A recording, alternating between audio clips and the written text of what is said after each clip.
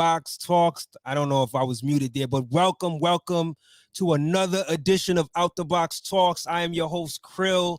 I am so excited for today's episode. You guys have been rocking with me for a minute. You know, every time I start the show, I say welcome, right, to Out the Box episode blank, right? So I am happy to be at this point where I can say welcome to Out the Box Talks episode 100. I've been waiting for this moment all year, and I'm so excited to do this episode live. Most people know, if you've been checking the shows, that I don't do Out the Box Talks episodes live. I might have done it a couple times in the past, but I usually don't do it live. But I had to think about all that I have done this year and the years prior, because Out the Box Talks 100 episode is a accumulation of about 3 years, 3 seasons of Out the Box Talks. So I'm really excited to be at this point.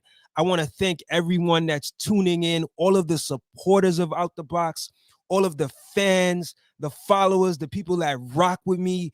Yo, like, y'all mean everything to this platform, man.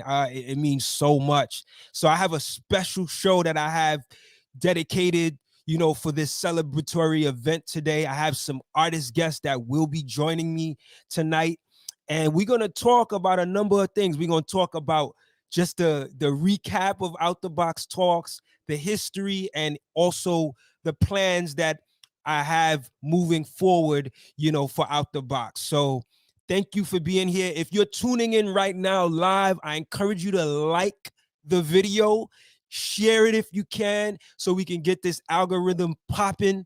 The interesting thing about this platform is I got 3,000 subscribers. I made 3,000 subscribers this year after 13 years of being on YouTube, right?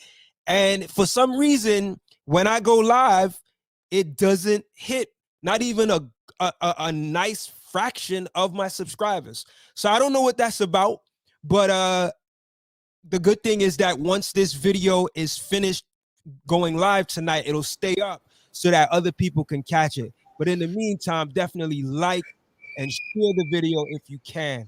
All right. To all of my guests that's backstage, if you could just mute your mic in the meantime, I appreciate it. But we're going to bring y'all on. We're going to have a good time.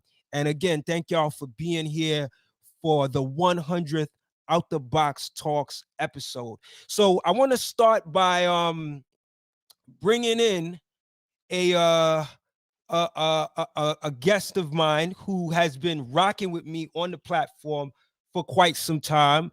Shout out to my brother A-Lev, who is here as well. I don't know if he's on the screen yet, but I'm gonna bring in my brother Mark, who's another supporter of Out the Box. So I want to bring these two brothers in first because they have been rocking with me for quite some time, right? A-Level, definitely from the beginning of Out the Box Talks, and my brother Mark, who has been holding it down with me for the last couple of years as well. We usually do, music review shows. We talked about Nas's King's Disease album a few times. We talked about the verses with Big Daddy Kane and KRS-One. So we come together to do these shows that deal with topics that relate to current events in hip hop. And I want to bring these brothers on first. So let me give a warm welcome for my brothers, A-Level. Let me introduce my brothers, my brother A-Level and my brother Mark, for being here. I thank y'all for rocking with me for Out the Box, man. I'm so happy that y'all are sharing this stage with me. You know what I mean? So thank you for being here. How are y'all doing tonight, man? What does it feel like to be participating with me for this event? Yo, it feels phenomenal, bro. It feels phenomenal. This is a buck right here, right? Indeed. This is a 100th episode. It feels an honor and a phenomenal feeling to be a part of such a land-breaking, trailblazing franchise. You know what I'm saying? And this is exactly what this is. This is a legacy that I'm honored to be a part of. That you brought me into this, Cril. Like, what we going on? 13, 14 years? You know what I'm saying? Years, brother. Yeah. I mean, 13 years. from the very first movement with Buckshot, interviewing Buckshot, you know, when we were doing out the box video, you know, out the box TV. Went from out the box TV to manifest into the podcasting, and then eventually out the box talks with my good brother Funk Doctor Mark. You know what I'm saying? And I am totally inspired by what you're doing, bro. I mean, it goes beyond words, man. I mean, who goes from, you know, entrepreneur to broadcaster to podcaster to author to recording artist to beat maker all in 1 year? Word. You know what I'm saying? Wow. It's crazy. Indeed, man. So like I said, man, A-Level, you have been with me from the beginning. And I was just thinking about that earlier today, and I was just like, man, yo, you know, when we started Out the Box Talks, it was in the frame of an internet radio station I had launched, Out the Box Radio. And shout out to my other brother, Kelvin, who was a part of Out the Box Talks. And when we first started Out the Box Talks, it wasn't really an artist interview show. It was more of a show that we were paying homage to the pioneers of hip hop. And we were also, you know, talking about current events in hip hop that related to pushing the culture of hip hop forward. So I want to give people just that history about Out the Box Talks. But in the last couple of years, it turned into me doing more artist interviews, man. So, but I did just wanted to say that so that people have a history of how Out the Box started. Yeah, man. Mark, welcome, my brother. Welcome. Peace. Welcome, y'all. Welcome. Yeah, man. I'm just happy to be part of it, man. I really, you know, I'm a big fan, big supporter. You know, happy to be a contributor. You know, it's just been a beautiful thing, man. It's just something that's been needed. You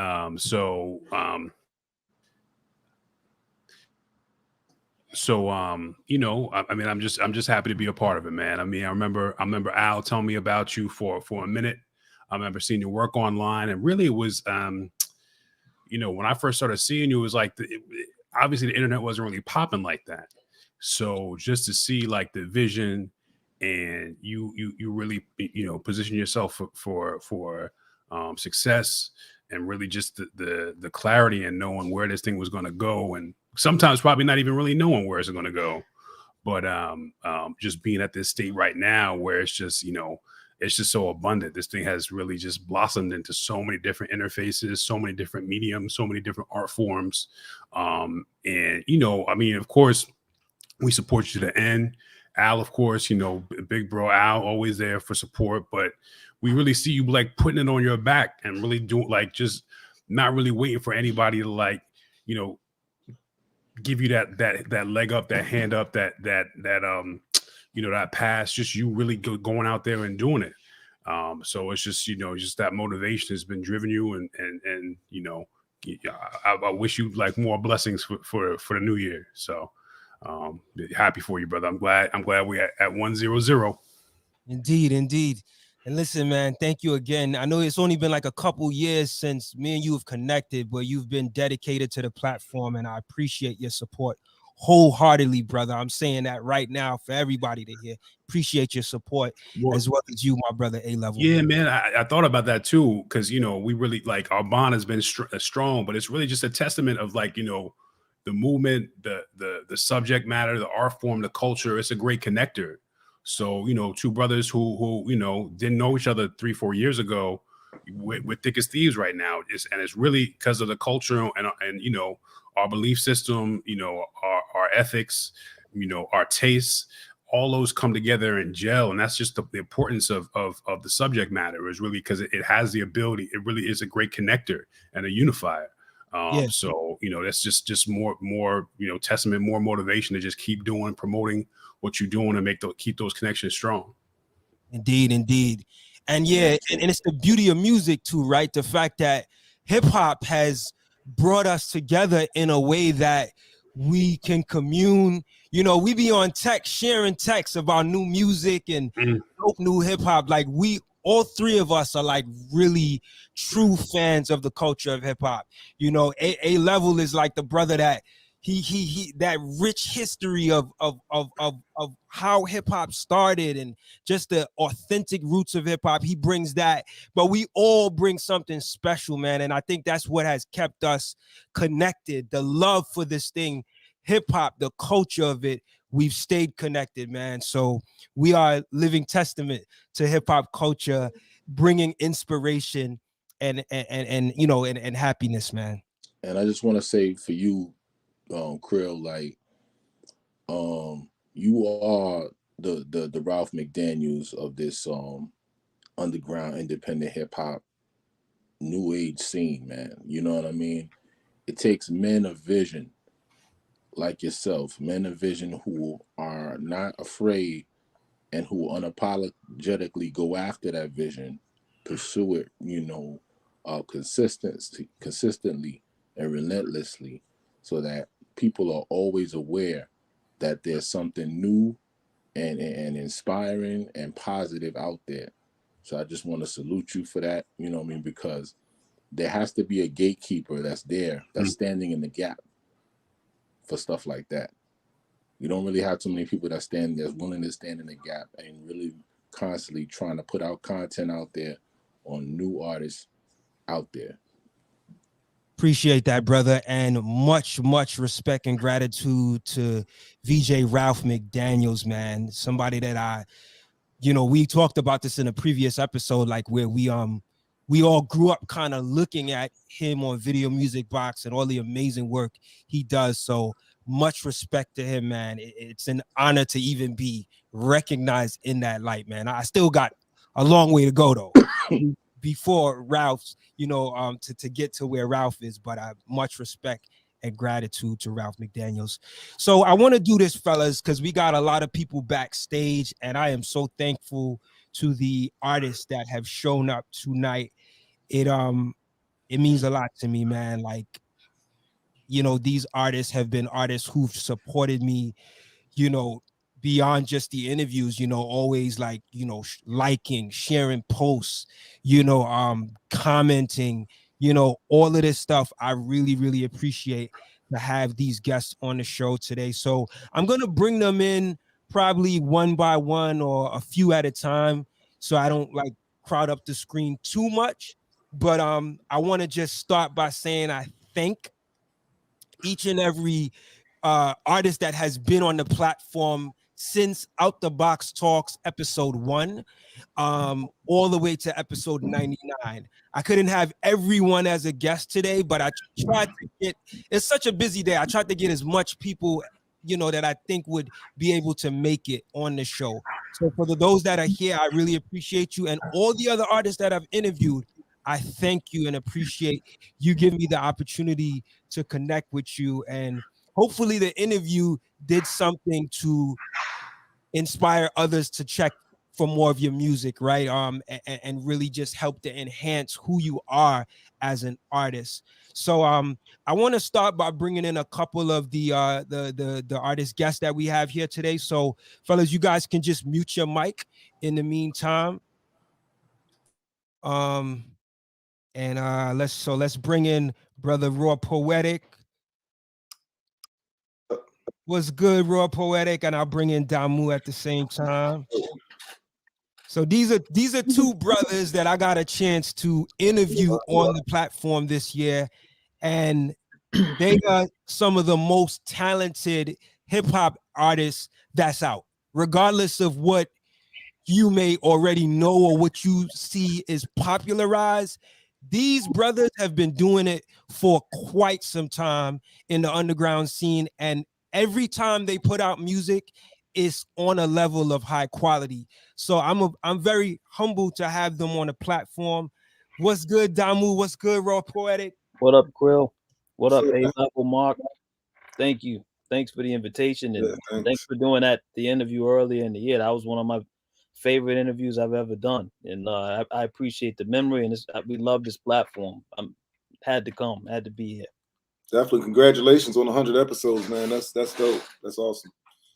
Thank you, brother. I mean, 100 takes some time to get to. Yeah. But it kind of feels a little surreal too to get here, because I've been saying all year I'm gonna get here, right?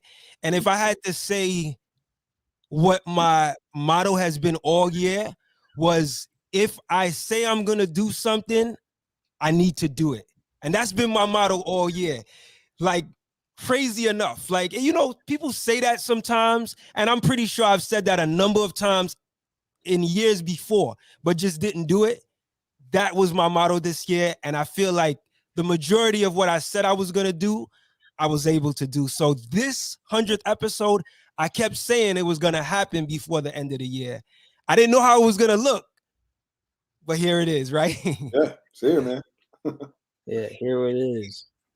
Indeed, man. So one of the things I wanted to do to have, you know, guests join the platform today is to, like, you know, let the folks know kind of what's happening with y'all. You know, I want to give y'all the opportunity to kind of promote yourselves and talk about what's going on in your music right now, or even with the releases that you guys put out earlier this year. So anything you want to share to the people out there that they should know?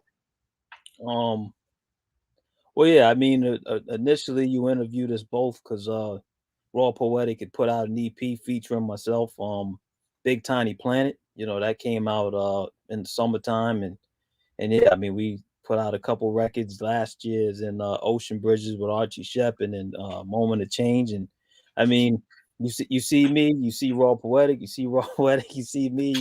We got a lot of records in the works. So I mean, first and also before I get too far away, thank you for giving us the opportunity to promote some of the things that we're working on. And we're really excited about some of the new things coming in the new year's. We close out 2021. And I'll let Raw Poetic take over there. Yeah, we got a lot of new stuff coming out. There's a new single coming out in a couple of weeks from an album I did called what is that album called? Laminated Skies. Laminated Skies. We got a lot of albums. And Laminated Skies comes out in March, and that'll be dope. And then Damo's executive producer on that. I produced the tracks on it. And then we got another one coming out after that, which is Space Beyond the Solar System. That's coming out in early summer, late spring. Yeah, I mean, because we got so many projects, and then just, I guess, trying to schedule, trying to be organized, trying to plan, and trying to give some of these robust ideas room to breathe. Yeah. You know, for the consumer. We've kind of reorganized our schedule, you know, to try to maximize what we've been creating. So we're gonna try to release as much music. Hopefully we can put out 100 songs. Yeah. You know, match 100 episodes. But yeah, like our first single, or actually a little bit more about Laminated Skies. This actually Raw Poetic's first official solo album that's coming out. It features, you know, I'm heavily featured in the record, and it features some of the same supporting cast from Ocean Bridges. Raw Poetic composed a lot of material, produced everything. I came in, played a couple instruments. It's all sample free, and you know, we're really excited about it because he's been a DIY musician and released a lot of his records, tons of them to date. But this is his first official debut solo album on a label. So we're really excited about this, and I'm proud of my brother. Wonderful, man.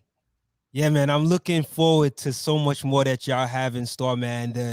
The two projects y'all put out this year. I know, Damu, I know y'all put out the project together, but then Damu, you put out another project that had Raw Poetic and a number of other MCs on it.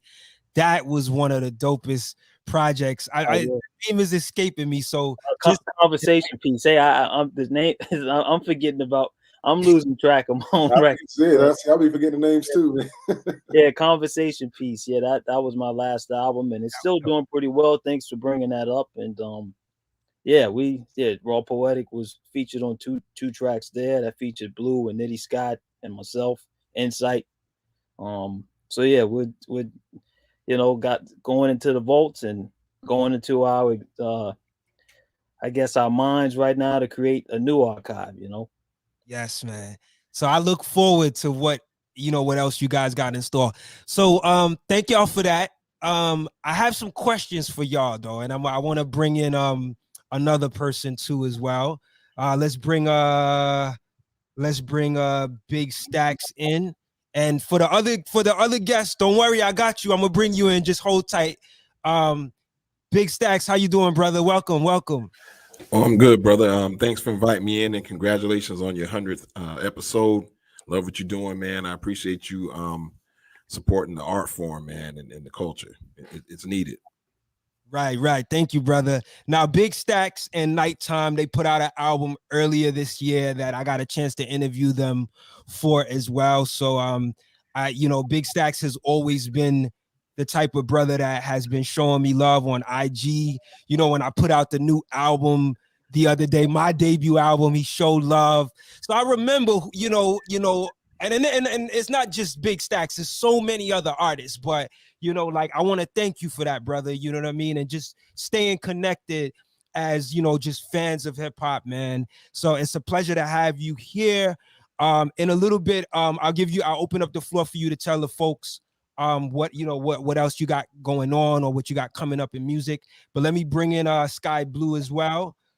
Welcome, brother Sky Blue. Hold on, let me see. I got you muted.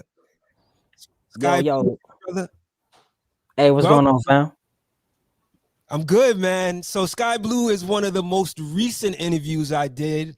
And this brother has such a good energy, man. Very, very uplifting artist. I've been learning about his music for years, and it was just really cool to be able to build with you the other day for the interview, man. So happy that you're here. You just put out an album, right, with Navo the Maestro, right? Yeah, most definitely. Yo, thank you, fam. I appreciate that. That was one of my favorite interviews I ever done, man. And people keep going back to it and it's spreading around. So it's really dope, man. Thank you for the opportunity, man. Indeed, man. And I have to say, man, I made a post about this on Twitter, I want to say maybe a few days ago, and I said, the artist that I chose to interview this year, I wasn't motivated by popularity. I was motivated by talent and what felt right to me. And that's what made me interview certain artists or reach out to them, right? Mm-hmm. And I feel like that's important to me. Like I sit and I just really, when I go and I observe the music and I listen to the music, or if it's an artist like Sky Blue, who I've been hearing about for years, and I'm like, nah, now is the time. I got to get this brother. He just put out an album. So I just wanted to share that in terms of how I chose to go after certain artists. There are artists I could have went after to interview, but my vibe had to be there. So I'm just sharing that for folks to know, like, when I do these interviews, there's a connection that I have that I really check in with how I feel about the artist. Does the music connect with me in a way like that? And I've said a number of times on this platform that my focus is to showcase creative, thought-provoking, and conscious artists, right? Or artists that have some substance to their music, right? I know conscious is a word people try to stray away from. I don't have a problem with the word, but if you understand what I mean, like, I believe that this culture is an important culture, and it needs to be treated with care. And with all the negativity that we see within hip-hop, someone has to show the other side, right? So a lot of the artists that I have interviewed, a lot of these artists that are on the platform, they fit in one of those forms. They're either their approach is very creative, they have a thought-provoking approach to their lyrics, or they bring some sort of substance that is relatable in their music. So, I thank you all for doing that type of work and continuing to stay true to what resonates with you as an artist and not doing the trendy, right? That's real. Hey, shout out to you and what y'all do to represent and shine a light on consciousness and artists that has a message, because that's kind of looked down upon, it seems, or it's not the popular and everything like that. But most we got people that's still, you know, on the front lines that's trying to hold it down. And, you know, we have people like you that's really still trying to push it, you know, that's trying to help them get the message out to the people. You just as important as an artist, you know, so much respect to you for that, fam. Thank you, brother. Thank you so much. So I got a couple questions. I got some questions for y'all. And I guess as any other guests that come in, just I'll bring you in because I'll bring you in on the screen. So I got some questions for y'all, as I usually do, right? Hey, So Cril, go ahead, before you ask Chris, can I be a fan for one quick second? go ahead, brother. All right, so for one, Damu, I'm a huge fan of your beats. I've always been a fan of your beats since like 2012, when I would hear your music on Bandcamp and everything like that. I had rapped to some like maybe 2 like years ago on like a mixtape I put out and stuff, but it was just like, you know, your music is dope and conversation piece is I've kept that in rotation. That's amazing. And Thank you. Raw Poetic, man. I'm affiliated with K Murdoch. Okay, yeah, that's So Yeah. I just talked to him earlier today. yeah. Man, y'all grew Ink is My Drink. That's one of my favorite albums. So yeah, I'm a fan as well. So it's dope just seeing this come together. So I'm a fan of you guys as well. So it's an honor to be, you know. Wow, thank you. Nice to meet you, brother. Nice to meet you too. Definitely got to check out your stuff. For sure. Thank you. I was writing it down earlier. As soon as I saw your name, I was like, "That's a dope name." I wrote it down. So, yo, appreciate it. Yeah, I'm like with Megaran and stuff. That's the big bro, and okay, he released a few albums for me and stuff under his label too. And K Murdoch, I've worked with him too, and you know, so yeah, man, it's dope. World, man. Okay, extended family for sure. Yeah. Absolutely. Yeah. I love it, man. I love it. You know, and that's the other part of this too. I like to see artists, you know, if you guys find a connection, man, you know, definitely go ahead and make that connection, man. So thank y'all for being here. So let me get to my questions, right? So I wanted to ask y'all straight up, like, as artists, as independent hip hop artists who put a lot into your craft, what does a platform like this mean to you guys? With what you do as artists, you know, and you could go, whoever wants to go first, just unmute your mic and go ahead. Go for it, bro. Okay. I mean, for me, it means a lot. You know, it's hard to sometimes find. I mean, you know, people are checking for it. I know people are listening, but to be able to explain where you're coming from, like when we did our first interview, you had so many questions about the lyrics in the songs that I hadn't had to explain in a long time, you know? So it was really just interesting to have a conversation about what I'm talking about and where I'm trying to get at, and then see where what other people are taking from what we write, you know, is really cool to have. And I think it just kind of broadens the scope for people who are listeners, you know, to come and take a look at the music and get a new perspective of what's going on. So to have this here is just really, it's fun, it's good, it's needed, you know. The DJ in many different forms has always been a big part of hip hop to begin with. So, you know, you can't eliminate it. It's all a part of the whole connection. Dope. Thank you for that, man. Thank you for that. Anyone else wanna share their response? Yeah, I was gonna say I just appreciate the number one thing is the exposure, man. Just getting the blast out to more people about, you know, the work that we're doing, especially being independent artists. We don't get quite the push that the bigger labels, you know, and those kinds of folks get. And also, I like how you bring insight into the creative process in terms of like making beats, you know, what the thought process was behind it. It helps to humanize the artists and help to connect us with the audience. They get to know us a little bit and know what our thinking was about what they're listening to with the album. They have more insight, and I really think they listen to it with more connection, knowing what the thought process was behind the music and what we were thinking about, what the goals were. And so I think it gives them a deeper experience of the album, understanding where it came from. Thank you for that, man. You know, deciphering the lyrics is just a fun thing that I like to do when I'm sitting with music. But it is tedious, right? So I do put in a lot of time and effort. So it's good to hear that you guys appreciate that, you know. And when I think about it, artists do, like, you know, you guys put in so much effort in your music. you kind of want to know that the person that's listening is actually paying attention. So thank you for that feedback. Anyone else want to go? I got more questions.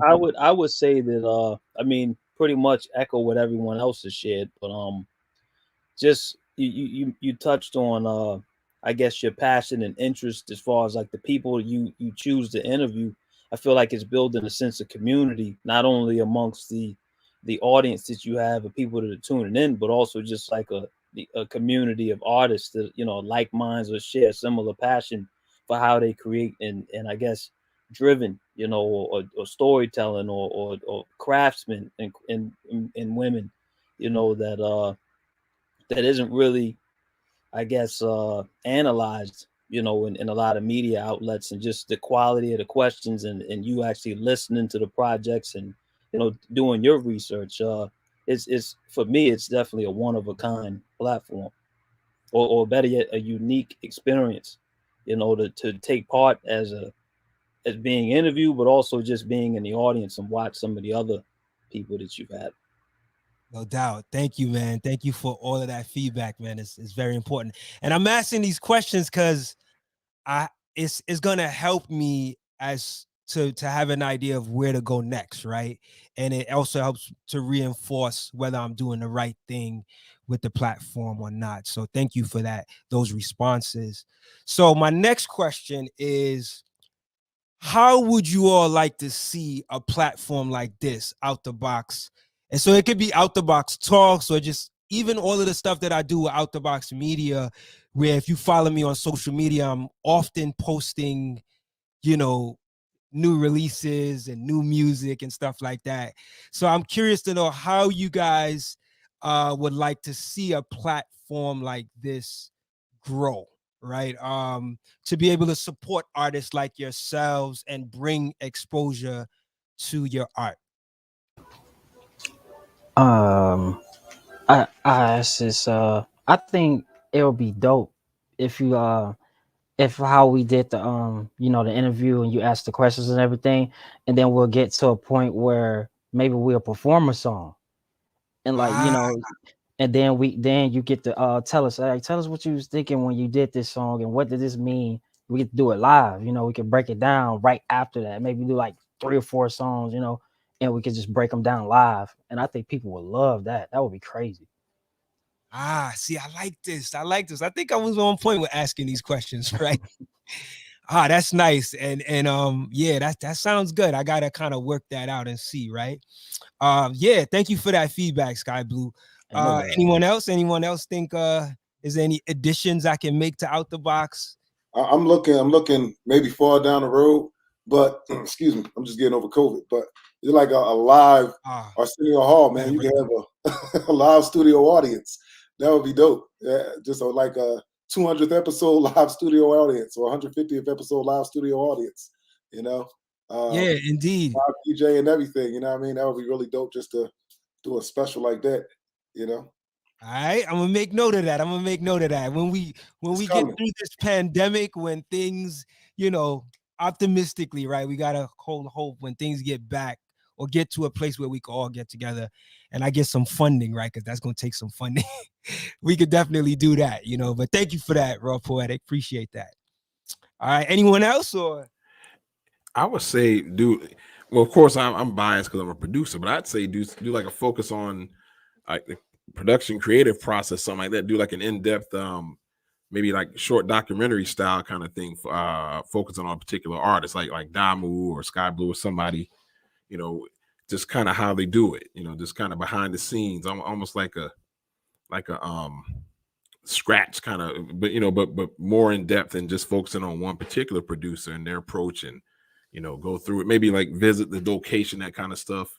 I think that'd be cool, at least for that audience. You know, that audience, there are a lot of people that like to get into the craftsmanship of the production process too, and they kind of geek out on it a little bit. So kind of, you know, let them have some insights into that. It'd be cool. Man, thank y'all, man. These are some great ideas, man. Let me bring Nighttime in. He was in the back. Nighttime, welcome, brother. Collaborator with Big Stacks. You know, tell them about the album that y'all dropped earlier this year, bro. What's going on, man? Hey, I just want to say first and foremost, man, congratulations on the 100th show, brother. Well deserved. Well deserved. But yeah, man, as far as the album, you said explain the album or just kind of the concept of the album, or just let people know that. So for people that might be new to you all, because there's a chance they might not have seen that episode, just give them a briefing on this project that you and Big Stacks put out this year, man, because it was earlier in the year. Absolutely. Well, first and foremost, Big Stacks is a super dope producer, man. It's my man from way back, phenomenal producer.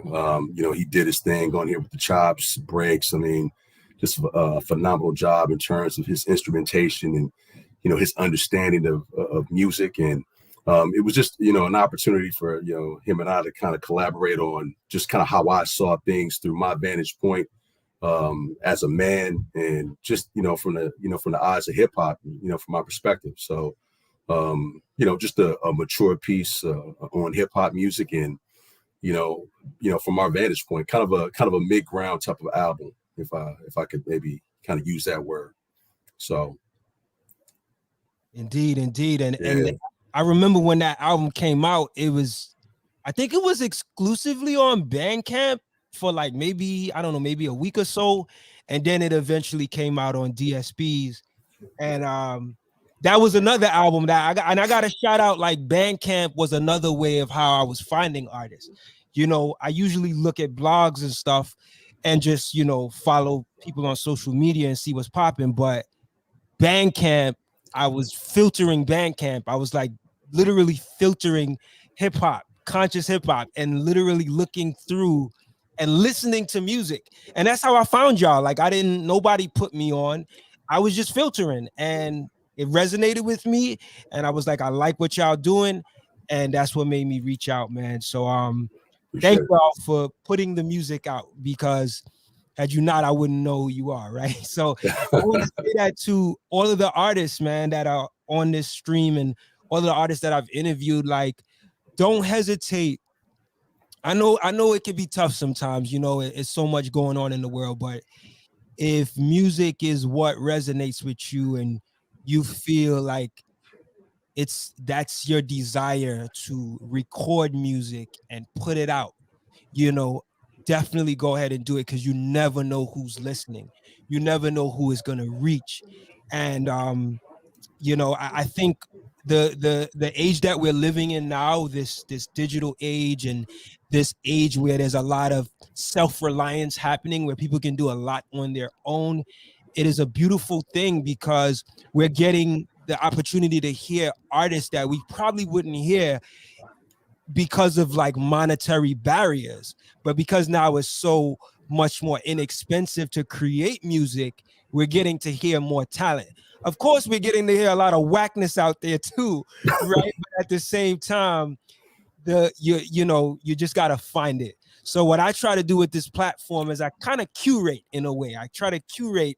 Of course, it's coming from my perspective very often, but I try to curate what I think is representing hip hop in its creative, thought-provoking, and quality form, no matter how popular or less popular the artist is. And I think you guys stick to the art and continue to do that, man. So shout out to some of the people in the chat. Thanks, shout brother. out to Mama the Lawrence. Thank you for being here, sis. I appreciate you always. Hey, De Niro, thank you for being here. My brother, thank you for being here. Appreciate you. Square Team 88, thank you for being here.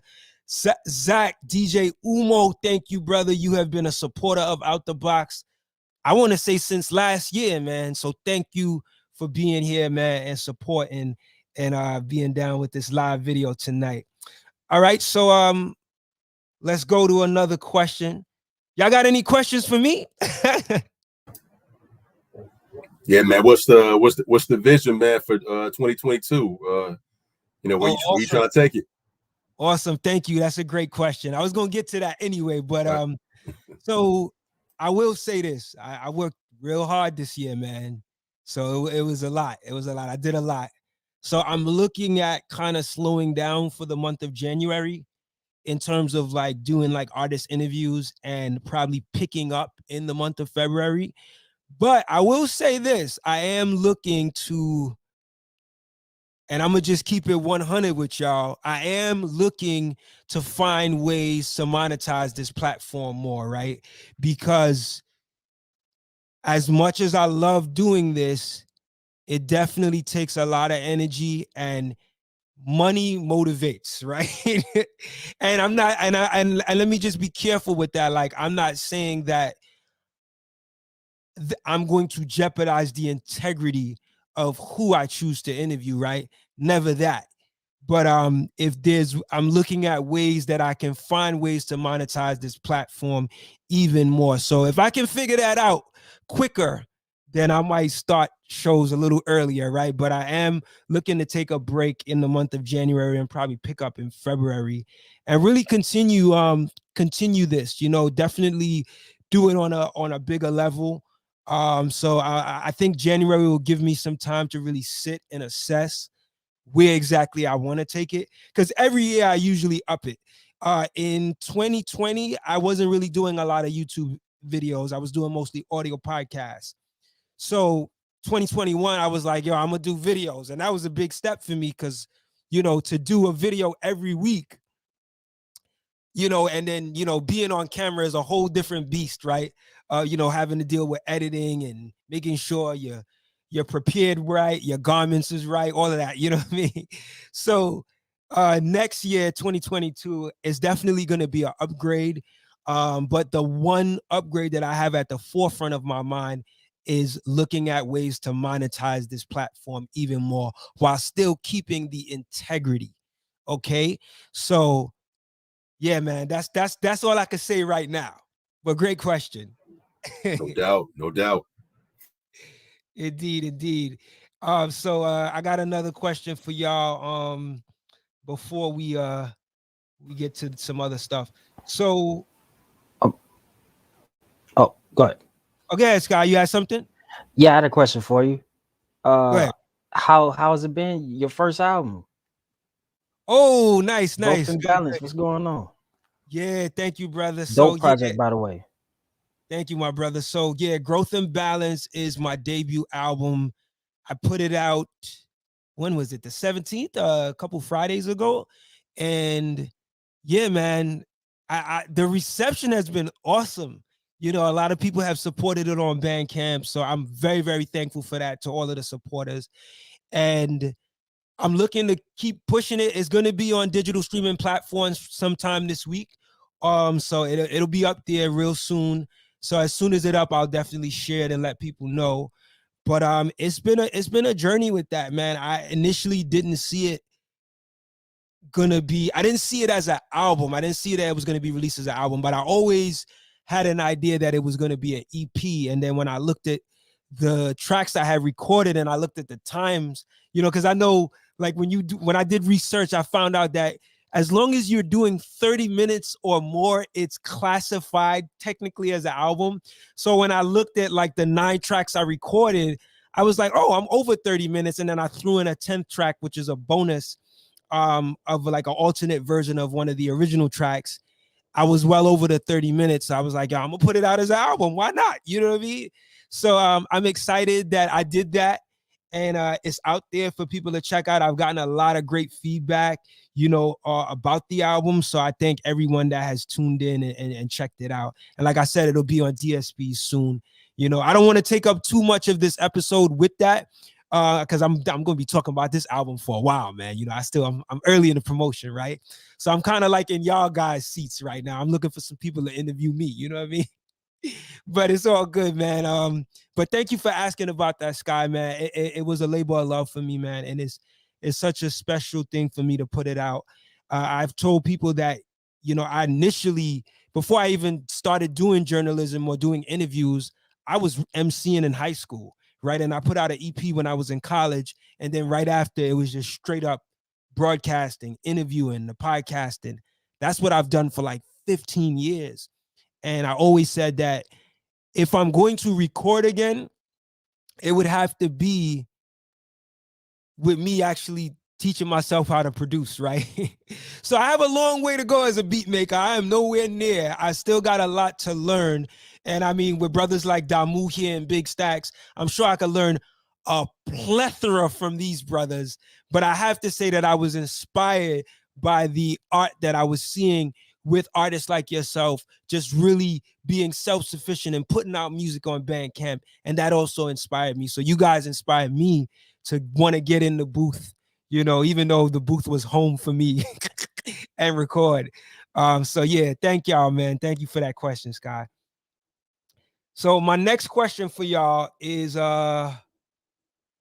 if you, so this is I'm gonna test to see if y'all been checking out some of my previous shows, and I'm not gonna limit it to Out the Box Talks, right? So you could pick any episode from Out the Box TV from 2009, and you could share what you think has been your favorite episode thus far.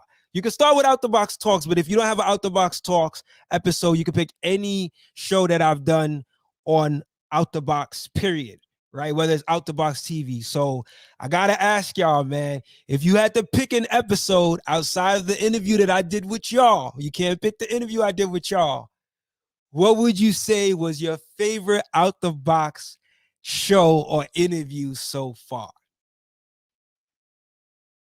That's a tough one, right? Is that tough? Man, I like the one you did with Jay Nice. I thought that was a dope interview. It gave me kind of an opportunity to see kind of his process, and he's a dope artist. I thought he asked some really good questions on that one, and it kind of gave me an opportunity to kind of sharpen my pen game a little bit, for future projects. So I really enjoyed that one, to kind of hear his process and the thorough questions that you always ask. So I like that one. Thank you, man. Thank you for that, man. I appreciate that. I think that interview was done. I think I did your interview before that, and then that interview came like right after, or like 2 interviews after. And shout out to Jay Nice. That's an interview I did this year on Out the Box Talks, man. So thanks for that. Nighttime. No doubt. I would have to say, I really like, not just because of, the close to the name, but the Sky Zoo interview, because All the Bird Things is a classic. That's one of that album is phenomenal. So hearing him talk about it and the questions you was asking him, because I think I seen another interview that he did about the album, but the questions that you was asking was more like, it was more immersive of the album. You got him to like break it down a little more, and because that Sky Zoo is like, the man's brilliant actually, and that dude is like a visionary. So to hear him like talk about it and like how he was breaking down the process and certain songs and idea of how gentrification and everything, it was pretty crazy. Also the Tanya Morgan interview, because Tanya Morgan super slept on, so it was dope that you interviewed them, and yeah, I like that one. That was dope. Nice, man. Thank you, man. And it's so funny you said Sky Zoo, because I'm pretty sure you get that name mixed up, right? Sky Blue and Sky Zoo. Yeah, people mix that up. Word. Yeah, shout out to Sky Zoo, man. And shout out to Tanya Morgan too. And I actually interviewed Sky Zoo and Tanya Morgan years ago, earlier. And it was really cool to have them, come back and be on the platform. Yeah. I seen the ones, the more semi-recent ones. The recent one, yeah. Yeah, but yeah. I check those out too. But it's dope, you like I said, with Tanya Morgan too, because Tanya Morgan is like super slept on. Brooklyn Naughty is a classic to me. That album is still amazing. So word. Yeah, man. I got a line on my new album where I said, on the song Don't Ever Forget Your Dreams, where I say Tanya Morgan had a song on Brooklyn Natty called Plan B. You know what I'm saying? I had to think about it. What was really my plans B? You know what I mean? So they have been a staple, even though I think 2 of them, because initially they started out as a trio. They were two of the members in the group were from Cincinnati, and then Von P is from Brooklyn. They were making a lot of moves in New York in like the mid 2000s, and I was definitely connecting with them a lot then. So yeah, thanks for bringing that up. Anyone else? Did I put y'all on the spot with the episode? Not really. I was gonna say, Oh, go ahead. I was gonna say Damu. I mean, I'm a fan. I've been a fan from afar, and so getting to know his process of making music, was insightful. I mean, I especially being a multi-instrumentalist and all that kind of stuff, that resonated with me because I'm kind of the same. So just getting to see the inside of his process and how he comes up with things it's nice to put an identity behind the artist, to get to know that person. Absolutely, man. Oh man, that's awesome, man. I'm glad to hear that. Thank You guys are actually picking Out the Box Talks episodes that happened this year, so that's a good thing. Go ahead, Raw Poetic. Oh, I'm gonna go a little out the box with it, no pun intended. And I'm gonna go with the discussion on the Big Daddy Kane KRS-One verses, because those are two of my favorite MCs growing up. And just to hear y'all talk about it, I felt like I was like, yeah, nah, I thought this, you know what I mean? So I was totally into that one. I thought that was great. Yeah, I'm gonna let. Thank you for that. I'm gonna let Mark and A-Level chime in for that one, but I have to say that was my most watched video on Out the Box this year. So that algorithm, it definitely picks up, and we did that show exactly the same night.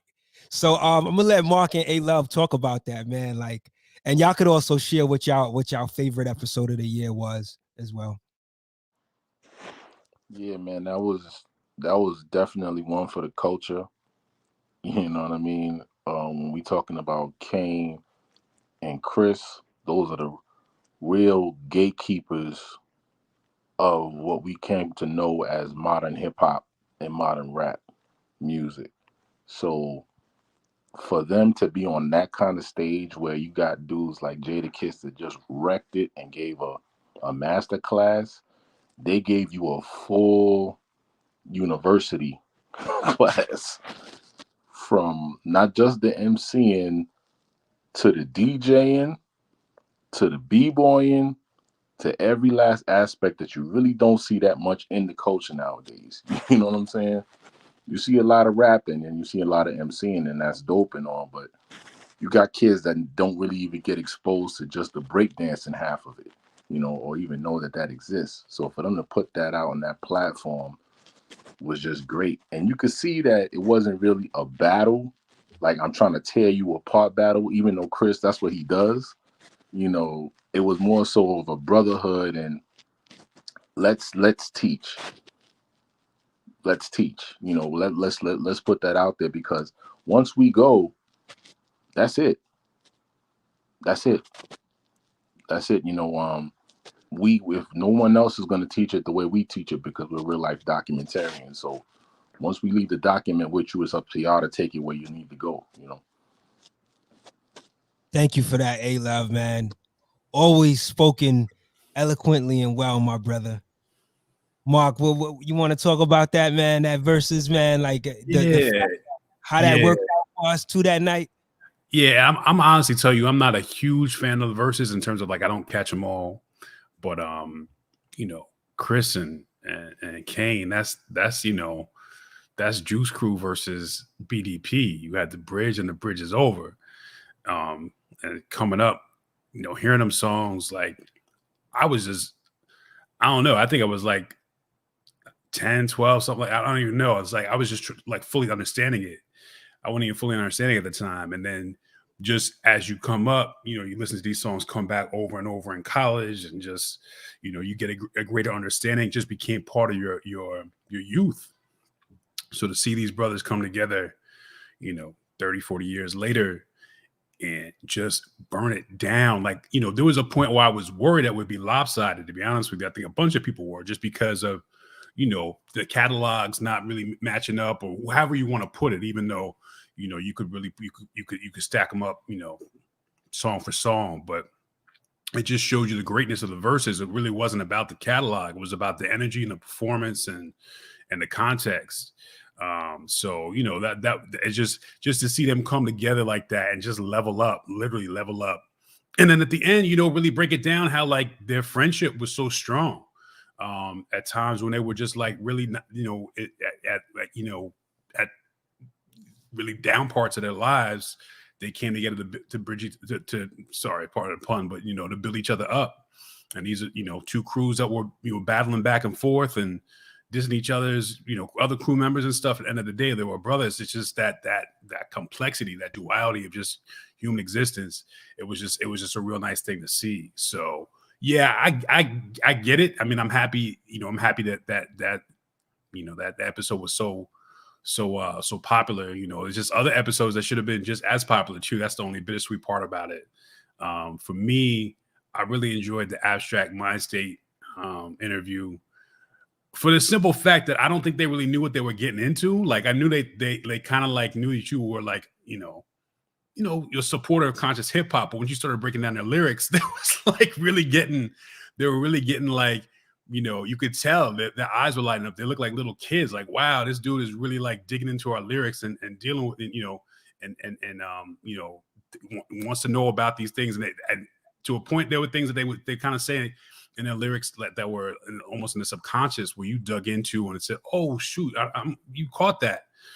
So that was a good one.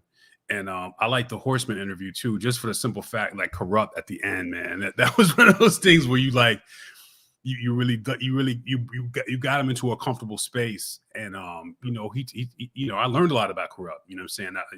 The brother was part of history, and just growing up and being a fan. He was reciting Rakim and Kane lyrics to the T. So just you just basically opened him up and just uncovered a whole different side of him that I probably wouldn't have known about. So those are my highlights. Yo, good looking, man. Good looking out, man. Thank you for sharing that, man. Oh man. While we were talking about verses, I do want to do this, man. I want to ask y'all, like, I mean, there's a number of verses that happened since the beginning of verses. But while we here, let me ask the room, like, what has been y'all favorite verses so far, man? I just named mine. So, Okay, yeah, you did say Kane, right? Kane and KRS. Yeah, by far. Is anybody Kane and Chris all day? Oh man, so we got the old school winning here. What about Man, I would say the Earth Wind and Fire Ron Isley joint. That was crazy. Nice. The Earth Wind and Fire Isley brothers. That was crazy. They what's crazy about that one is that they just didn't hit all of the classics. They hit a lot of the B-sides. A lot of the B-sides that people don't even go into like that. That's when I was really going into it. That's what's up, man. Yeah, that Earth, Wind, and Fire versus, I think I caught the tail end of it, but they and that was official, man. That was official. That was a nice one. I say my favorite verses.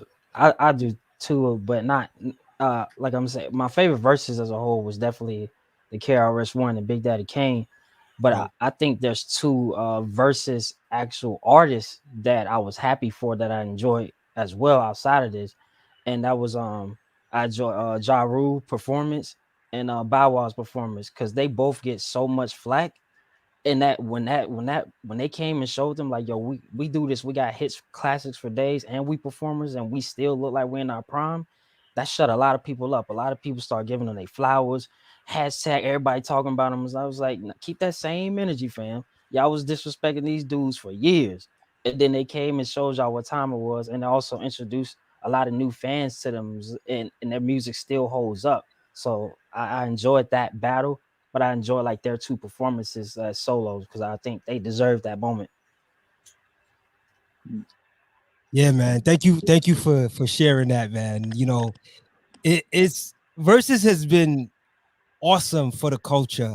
But we spoke about this, me, A-Level, and Mark spoke about this recently, and we were saying, man, it would be dope to see a versus for like independent hip-hop, right? Or what we would consider like, the underground. Like, I'm not trying to use these terms, but you know what I mean? Like, who like coming from the ilk of music that you guys are used to and the artists that a lot of y'all collaborate with, like, who would y'all like to see if we had to have sort of like an underground version of verses? who you think would be like the best two artists to set that off?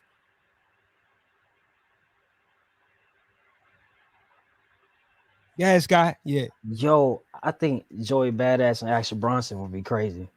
Interesting.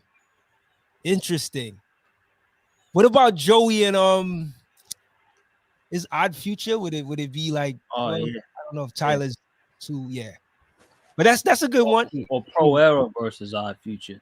Pro Era versus Odd Future. That makes sense. We can't include Tyler's hits though, because Tyler, you know, he got a lot of hit songs too. He got hits now, right? Yep. So we got to keep it on the like B-sides or just like, you know, because that'll be crazy. How about like Illa G versus Rusty Jux? There you go. That's really hardcore dudes. Yeah, that's hardcore. That's You might have to if you say to set it off, you might have to go with some Griselda guys. Okay, Griselda. So if you're gonna go that route, yeah. But yeah, maybe somebody from Griselda versus Action Bronson. Okay, interesting. Action Bronson's name shows up twice already. I wouldn't have thought. Yeah. As far as to see Griselda versus the Locks. As far as his notoriety though, like as far as top of the underground, you know, those are some of the bigger underground / indie artists. So I mean, we definitely could throw out a ton of names, but as far as I guess getting the visibility on, you know, I guess we'd have to like Joey Badass and like the ones that you named. I like Dave East and Nino Man. Yeah. I like to see Black Thought versus Mos Def. I would like to see that. Now we talking. I like that one too. Yeah. I'd say instead of Mos, I'd say Pharaoh versus Pharaoh. Yeah, I thought about that. Much. Thought about that. Well, how about Pharaoh versus Eminem? If we're gonna go underground, that's some supreme lyricism, man. I want Busta Rhymes versus Eminem. I don't think anybody can beat Busta. Exactly. Nobody's seeing Busta. Nope. Exactly. What about to see it? In terms of catalog, nobody's Redman and Busta, Busta maybe. Ooh, Redman and Busta. So we brought this up earlier, and I was like, it took me a while to think about it, but someone mentioned to me Wayne versus Redman versus Busta, and Wayne. If you go back to like the Block is Hot, if Wayne could do it, I don't know how he could. I don't know what the performance would be like, but his catalog and his streaming hits. Yeah, and he got a lot of mixtape joints. I just don't think he has as many as Busta though. I think Busta's just too much for anybody. Busta hit it on so many different levels, you know. Yes, he is. He's a monster. Energy, man. From all the way back to '92. Jay and Busta, what are we saying? Because you know Jay made the statement. They both is big. Going around, yeah. Jay don't want Busta. He doesn't. I agree with you. He doesn't want Jay and Wayne. It's not going to be Jay and Wayne. Jay versus Wayne. Are they going to do it? It's not enough. It's not enough. Wayne hit his mark, but I think somewhere after the drugs and the whole fighting with Baby and all that other stuff, he missed out on a lot of good music during that time. He did. Jay-Z, you're talking about a guy from '96, from Reasonable Doubt to 444. You got a lot, and we're not talking about features yet. We're not talking about all of the classics he's been on with R. Kelly and all these other guys. Yeah. After a while, it's gonna show. It would. It's gonna get shallow after a while. I think it might have to be Busta and Jay or Nas and Jay. You know, people like that. Nas and Jay would be so epic. I just feel like Nas doesn't want that smoke with Jay. What? Let me mute myself. I feel like I love Nas, but I just feel as on a commercial level. Yeah, Jay's killing him. Jay could do like 2 or 3 different verses with like just different like tiers. You know what I'm saying? He could do whatever the Beyonce hits type status. He could do the You Don't Know and the American PSAs Gangster album, bro. like stadium. Jay makes stadium like joints, you know what I mean? And then he could get real low with some stuff off of Jay Electronica and just like, you know, it's just he just has so many different levels. He's all over the place. It's tough. It's tough. It's just, and you know, the thing is, it's really the execution. It's like how would you would really have to envision how the artists would stack up, you know, it's because anybody, I'm not gonna say everybody, but 20 joints, like, you know, most artists have 20 joints in their catalog, but the right ones, like, can you put them, can you stack them up the right way? That's the real question. That's How true. How about Benny versus Rock Marcy? Who's that? Benny versus Rock Marcy. That's a good one. That's a good one. That's a good one. Who will we put against somebody like Tech Nine if we're talking underground? Oh, Tech Nine's a beast. Yeah, he is. Yo, I mean, Tech Nine is like, I guess he's major indie, but still, you know. Tech Nine's major indie, but my son is 10 and he's rocking this song with The Rock now. He's like, he put this thing, it was like rocking this, like, I was like, you listen to Tech Nine, you're 10 years old. He's like, yeah, man, this song is hot. He got a song with The Rock. Like Tech Nine is hitting all demographics. You know what I'm saying? That's funny. I think Tech Nine is I think Tech Nine's big enough indie to go against somebody like Eminem. Actually, I know that's a huge leap, but Tech, you know, I don't even. He been crossed that line from like the lines are blurred with him with the indie and major, because this dude has been putting major numbers up. Like, I don't know many indie artists that even come close to the numbers that this man's been putting up consistently for years. He definitely put up, man. Yo, shout out to everybody watching live. You know, shout out to my brother Kelvin. We spoke about Kelvin earlier, who initially, when we started Out the Box Talks, when I had the internet radio station Out the Box Radio, he was part of the very, very, very early, before we even relaunched it from episode 1. He was doing Out the Box Talks with us. So shout out to Kelvin, man. Thank you for being here in the chat. And then for anybody watching right now, just like the video if you can. If you haven't done it yet, like it so we could get it out there more. So yeah, man, I like this. I like the way this conversation is going, man. You know, I think there's so many different artists that could set off a versus from an independent or underground standpoint. I was surprised nobody said like Common and Kweli or somebody, you know, like anybody thought about them? Well, somebody did say most. That's a good one. That's a good one. But I didn't Common to kill him though. I wasn't looking at them like underground rappers, I guess. You know, not anymore. Common anymore, to crush right? Kweli though. Common to crush Kweli, you know. Yes, he Yeah, would. easily. Yeah. Voice was too annoying. I put Most Def against him instead of Talib. Yeah. Common will probably still come out on top. Yeah. In a versus format. Oh, I got one. How about Paz versus Common? There you go. In a versus format. Nah, it wouldn't work. Yeah, Paz Tom style. got a lot of ain't work stuff, for man. that. Tom got a big catalog. Never mind. Because you know you got to think about like, but I don't think Kweli got enough like feature records, you know, because you know versus is like features too, you know, like Common got more solid records, man. I mean, we're talking about from Can I Borrow a Dollar to One Day It All Makes Sense. Yeah. To Like Water for Chocolate, bro. Yeah. We're talking about Hungry, right? bro. Yeah. Hungry is ridiculous, man, to this day. You know. Yeah. I used to love her. I used to love her. Resurrection. And then the showmanship too. I mean, also the performance is key. You know, Electric Breath Circus Control. is a slept-on record, bro. You know what I'm saying? Mm-hmm. That's a dope record. Yeah, but Nighttime brings B. up a good I'm point. talking about B. You talking about, but that you gotta have it all. You gotta have the hits, but also to the execution. So if Common wants to break dance on stage, like that's another aspect. That's another chamber you got to think about too. So it's like, it's nice when you have those variables, like Sky was saying, it's in terms of, when the way Ja Rule ordered his songs, like, second song was Murder, like, so people forgot about that. So it's the execution is really crucial. And then that freestyle that Common did on the LA Lakers joint, The Leakers Wow. joint. Crazy. You heard that joint? Congratulations. You heard that? That was joint? crazy. Congratulations Wow. was crazy about his man at the wedding.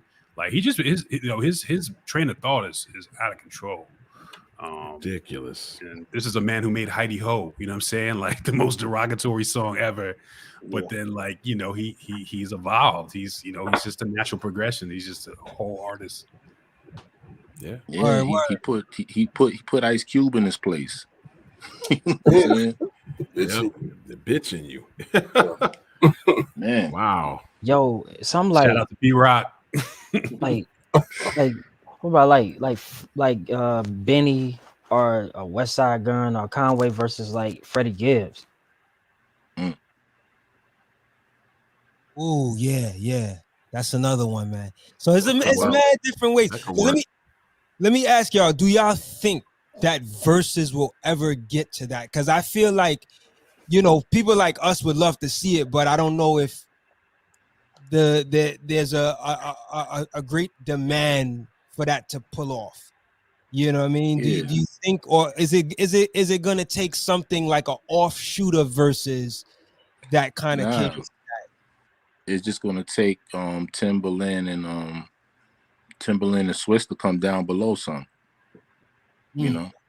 Come down some.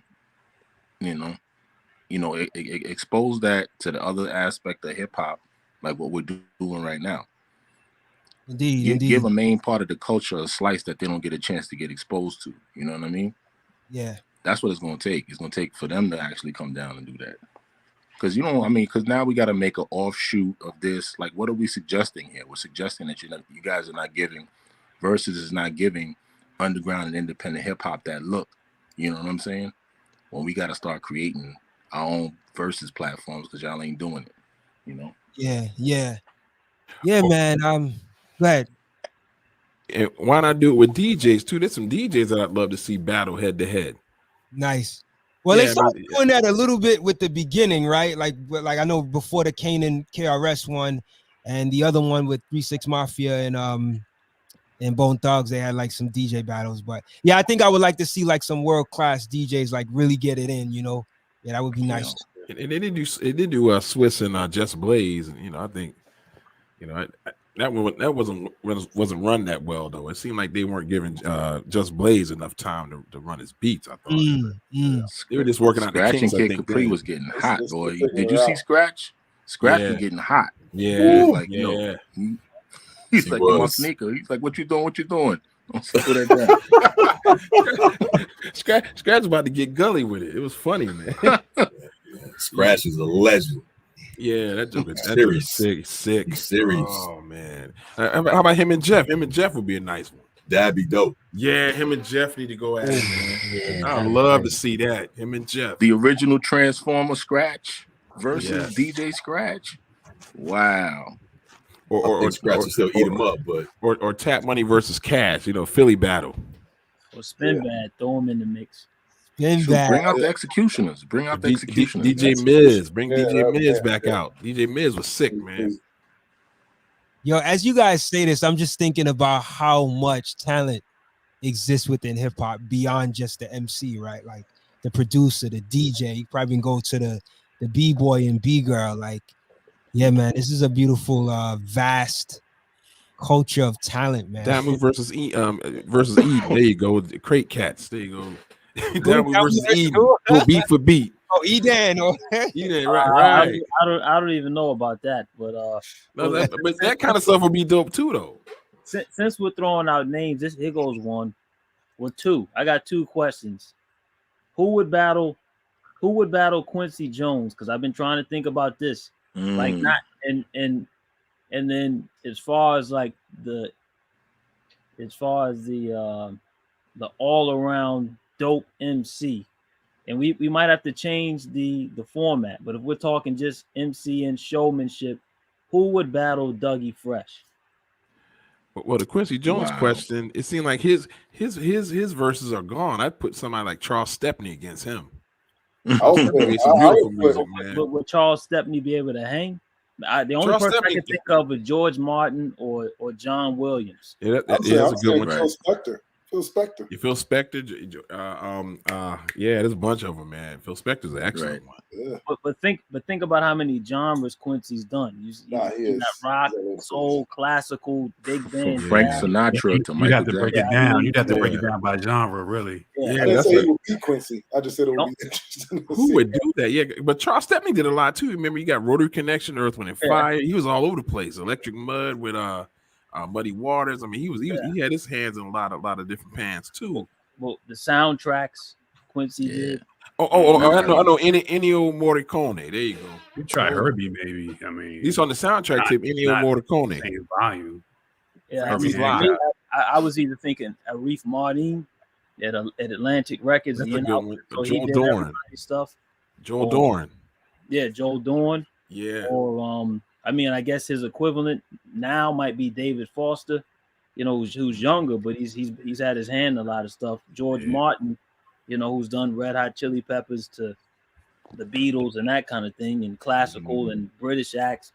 And then that's and then John Williams, just because he started in soundtracks and then now he's gone on to, you know, the iconic music and, you know, being a composer.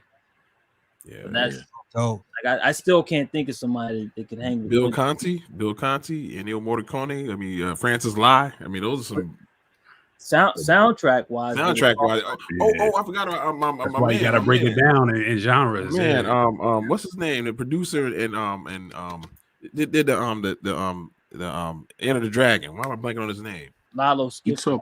You talking about? Oh man, Lalo Schifrin. Yeah, Lalo Schifrin. Yeah. He got some nice ones too. Who would you put against Rick Rubin? Yeah. Ooh, good question. Yeah, Larry Smith, if he was alive, Larry Smith. But you'd have to battle them during that era because Rick Rubin went on to do Red Hot Chili Peppers, a lot of stuff. A lot of stuff Ed after. Sheeran, all what about kinds. Nile Rodgers? Johnny Cash. Oh yeah. Y'all took the verses to a whole other level. People sleep on Pumpkin, man. Pumpkin was legendary, man. People don't talk about that name. Who would battle Duke Booty. Duke Booty. Duke Booty and Rick Rubin. There you go. He was doing all the Sugar Hill stuff. That's Duke Booty, a lot of it. All the Sugar Hill stuff up to like the mid 80s and even a little bit beyond was all Duke Booty in the production. That would be around Rick Rubin's time. He got classics, man. The Message. I mean, you know, check the catalog. Wow. Yo, somebody Golden Lion said in the chat, Stevie Wonder can go with Quincy Jones. How y'all feel about that? He produced himself. No. I still don't think eras. Quincy still got him in eras. You know, Quincy was doing stuff before Stevie was born. You know what I'm saying? From Sinatra, Frank Sinatra era. You know what I'm saying? And that's such a working with Lionel Hampton. This man been doing stuff with Lionel Hampton, bro. That's crazy. Golden Lion also said Mantronics versus Rick Rubin. That'd be a good one, actually. Yeah, that'd be an excellent one. How about you? Here's one: Eugene Record versus Willie Mitchell. Come on, Willie Mitchell versus Eugene Record, man. Brunswick versus High. How about Bob James versus David Axelrod? Ooh, that's a good one. That's a good one. That's an excellent one. It's a good one. It's a good one, but I probably would give it to Bob James. Yeah. But as far as like their solo stuff, I'm gonna go with David Axelrod. I'm only giving it to Bob James because he did more arranging and charts and string, like he did string arrangements, horn arrangements, and things. But Axelrod's catalog is just, you know, from Lou Rawls to anything on Capitol, you know, and then him working with H.B. Barnum, you know, like all the stuff they did together. Well, I was gonna say Barry Gordy, but maybe not. I was gonna say maybe Barry Gordy with Quincy, but still didn't do about Roy Ayers and Herbie Hancock? Herbie. That's a good one. That's a good one. Wow. I thought Donald Byrd in there too. Yeah. Great. Oh, you go Fonz and Larry versus. Yeah, I was gonna say the Mazells versus who? Yeah. Now we got to go into Ahmad Jamal now. You know what I'm saying? Oh boy. Versus Wade Marcus or somebody doing like more progressive production. Yeah. Wow, man, it's a lot. It's mad ways we could go with these verses, man. So I feel like the verses are gonna be here for a long time, even as we get back to what it used to be. As you know, with hopefully as the pandemic comes to a close, hopefully, right? Because it don't look like it's closing anytime soon, but hopefully, I think they're gonna continue verses, and we could get, you know, maybe another 5 years, we start seeing some of the stuff that we want, you know. But yeah, man, thank y'all for that, man. This is nice talking about, you know, potential versus artists that we could see, man. So I wanted to ask y'all this, being that you all are just generally independent artists. What has, I would say, the last 2 years, how have you guys been able to benefit musically within the last 2 years, you know, considering you know, the pandemic, the onset of the pandemic in 2020, and also what we had to experience this year? How have you all been able to, you know, utilize, I guess, the technology and the benefits of, you know, I guess doing things on a self-sufficient level for yourselves as independent artists? How have you guys benefited from that? I would say, I think, well, I mean, you know, aside from having the downtime or you're spending more time in the house to be Right. creative, I think the audience and the reception in general, like people are I guess more receptive or hungrier to consume content, to the point where, I mean, now it's, I mean, the content is just every year it just becomes more abundant, but I guess people having the downtime to consume, and they go from one piece to another thing. They're watching, you know, The Last Dance, to checking for somebody's album, to, you know, watching a live versus battle.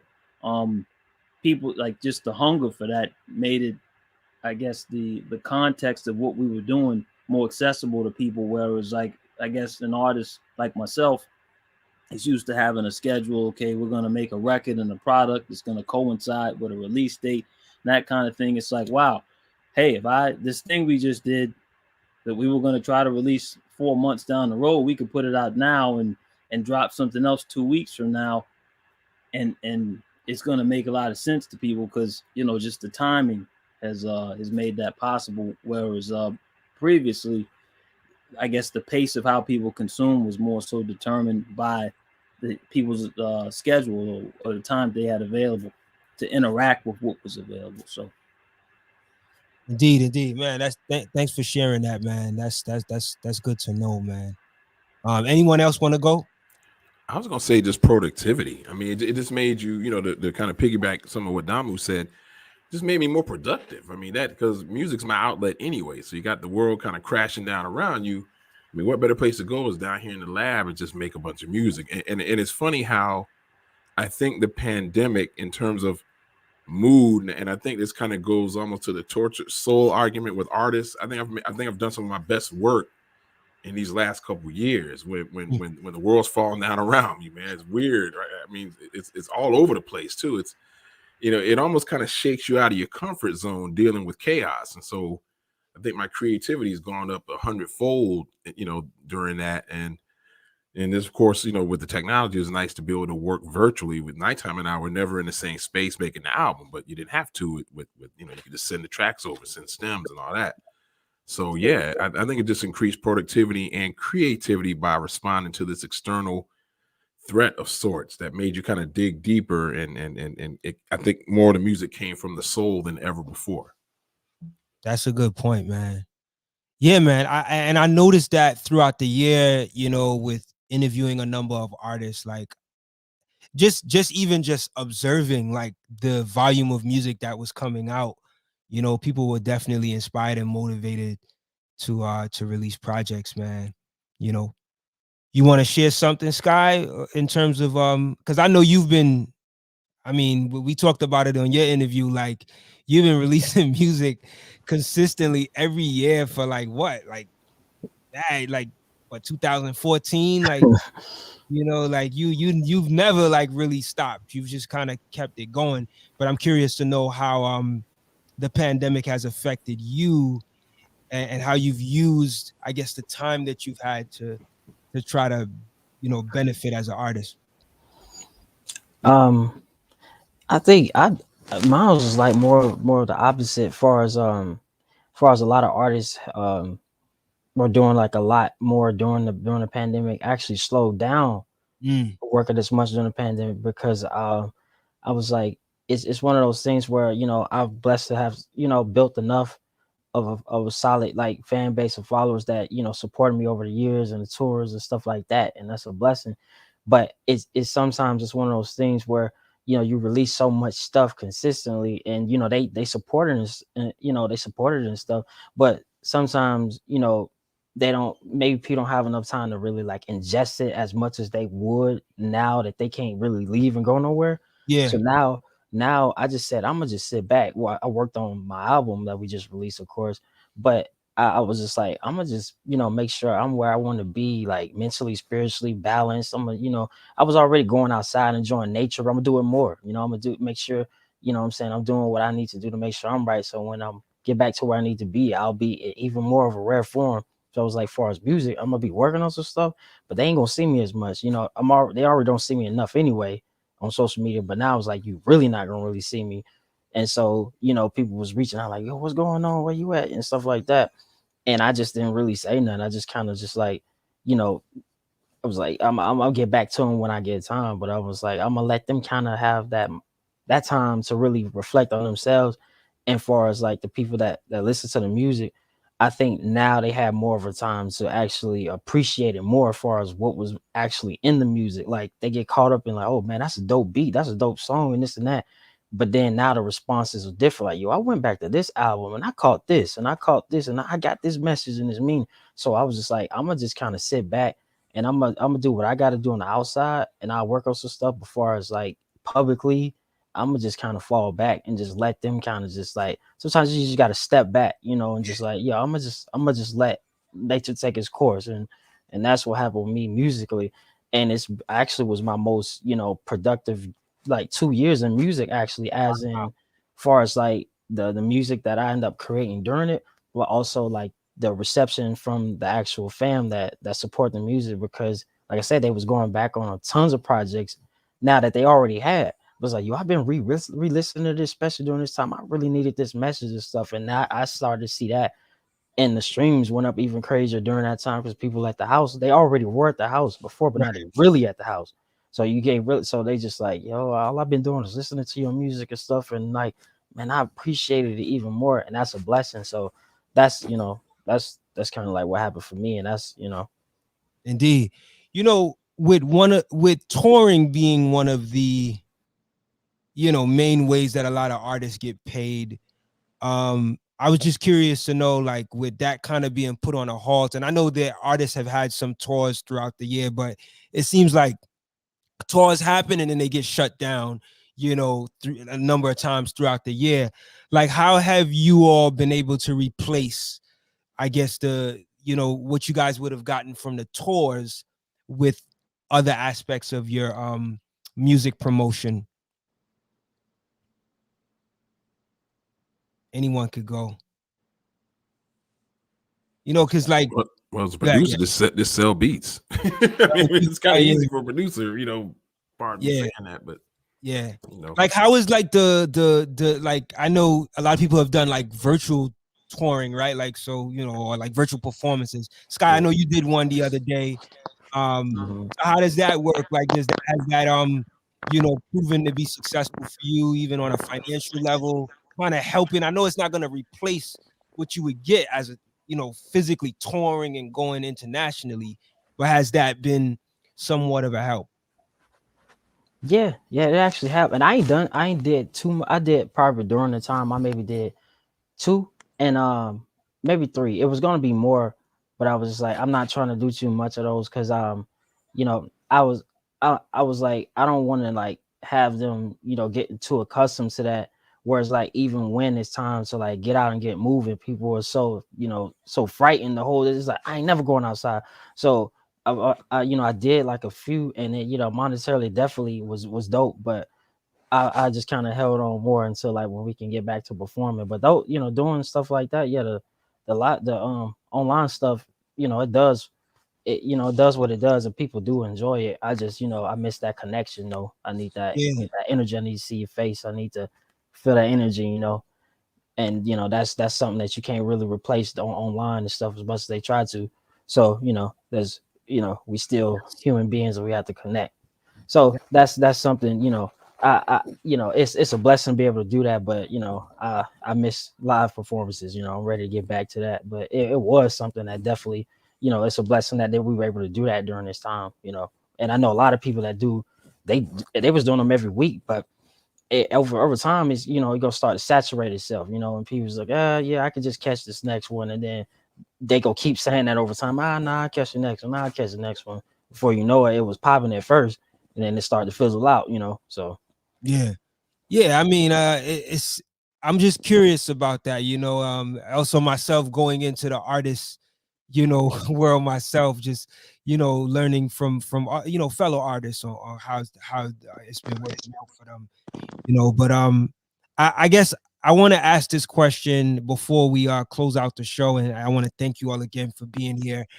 We're getting ready to close out 2021 in literally what, 3 days, where we were Tuesday, Wednesday, Thursday, Friday, so I want to take some time to you know reflect and ask you guys how you felt 2021 has treated you, musically. Like, what has been the biggest thing you've learned in 2021, and your greatest achievement in 2021 musically? Now, it doesn't necessarily have to be an album that you released, right? It could be something that you did musically. But if you could just think about that, like, what's the best thing you learned as an artist in 2021, and also what's your greatest music achievement in 2021? You want me to go first? Now that I'm an artist or something like that. All right, so I'll start off. I'll set it off. The biggest thing I learned in 2021 is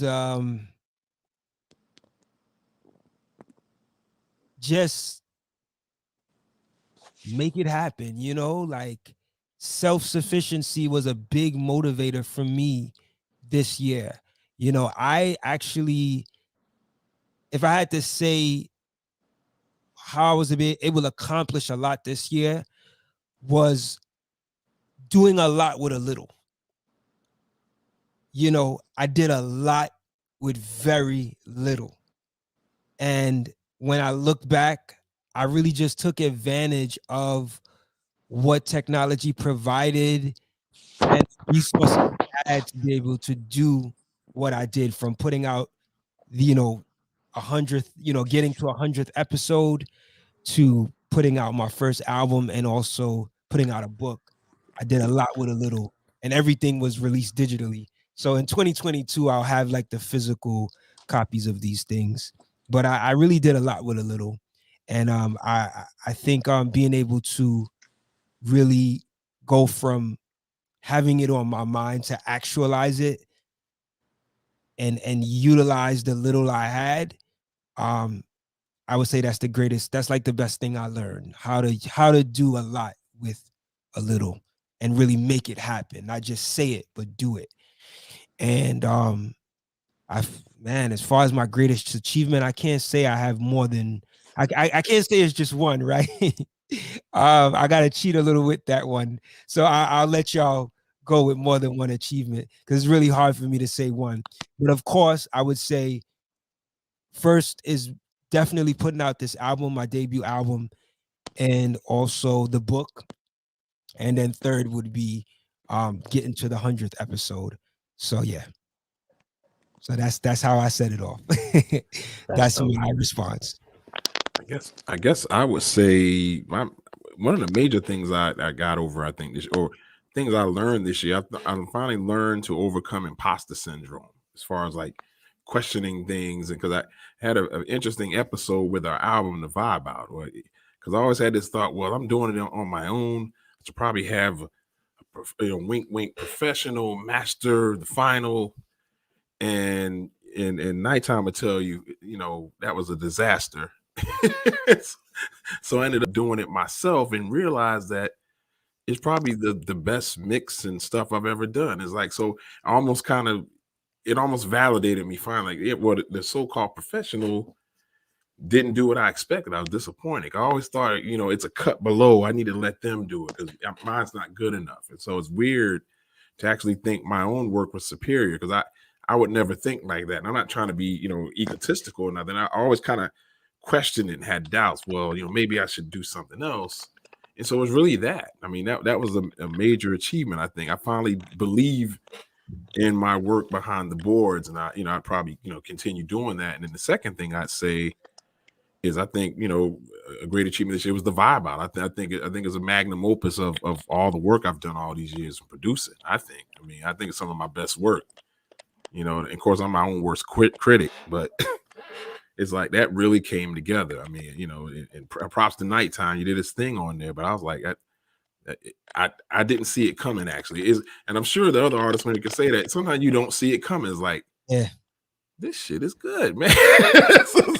It's like, wow, this sounds good. Like, because I'm always the doubting Thomas. I mean, Nighttime will tell you, I'm always, I don't know. Let's do it again. Do another version. Blah, blah, blah, blah. So I think it finally all came together this year. And then I guess another thing I learned too was that I learned to just appreciate the ability to make music and how therapeutic it is, man. I mean, I think I guess I realized the magnitude of the platform, even as an independent person, that it's a blessing to have a platform and have people listening to you. I mean, because think about how most people in the world want to be recognized and want to be heard and just want some form of recognition or validation of who they are and acknowledgement. And so I think we're blessed, to have that from our core fans, that there are people that actually appreciate what we do. And I really, with all the pandemic and all the stuff going on, I really appreciated that these people from as far as like Russia buying our album. I mean, it's just, it really appreciate how far your reach can go, even at an independent level, and that your music is affecting people.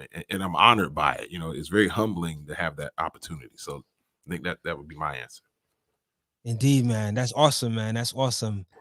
Go check out the Vibe Out, man. That's out right now, man, by Big Stacks and Nighttime. Yes, sir. I'll just go and I'll make it quick. You said the best thing I've learned. Right, and your greatest music achievement as well this year. Yeah. So I said the best thing I've learned, really with the whole pandemic kind of starting up and us kind of right in the midst of this project, was just really patience, man, and tapping into myself mentally and just kind of going places and mentally and just learning more about really about myself and resilience, and then putting that into the music. And I think when you listen to the album, I think you can kind of tell that there's a lot of different topics that kind of reflect that downtime of just being at home, being with your family, having that isolation time where you're just really, you're reading books and you're looking at things, and you just learn a lot about yourself, through that process. So I think from a musical standpoint, I just really learned a lot about, myself and kind of resilience and putting that into the music. And then obviously for me, I'll say the biggest musical achievement, obviously, that came out of that, from that was, making that project with Big Stacks. I mean, it was unbelievable. I mean, we talked to each other probably every single day, going back and forth, and with different types of ideas. And Stacks is super anal, but he's super passionate, about music and making sure that we get the best out of that project. And he pushes me, and I try to push him as well. And then I'll say lastly, just being able to connect with great people, man. People like yourself and other people that I've had an opportunity to meet musically. Joy Owens and people like that, and people who were on the project. It was just an honor, to come in contact with those individuals, and they were able to kind of push us and take our project to the next level, and it gave me an opportunity to learn a lot about them as well in terms of what they're doing musically. and just as people. Nice, man. Well said. Well, Poetic, you want to go next? Yeah, man, I'll piggyback off of that, man. Just as an MC, I found it was good. I took a few months where I just didn't write anything, which I rarely do. Normally, I'm just always writing. I'm just like a machine, you know. And I just took a few months to just kind of figure out myself and just chill, relax, live life a bit. You know what I mean? I mean, you got to live life in order to have something to write about. You know what I mean? So I took that time, and when I came back to the music, I found that I appreciated the space that was left there for each instrument, as well as your vocals, which are an instrument also, and just learning how to play with that, which creates different styles. That was a big thing for me. And you know, biggest achievement was, I think every album is an achievement, and every album, the next album is always a bigger achievement. So the last one that Damo and I did together, you know, we found different ways of working together after working together for what, you know, 20 years or whatever, you know what I mean? Like, we just found different ways of working together and making it still, you know, create something beautiful. So that was the next biggest achievement. I look forward to doing more of that in the coming year.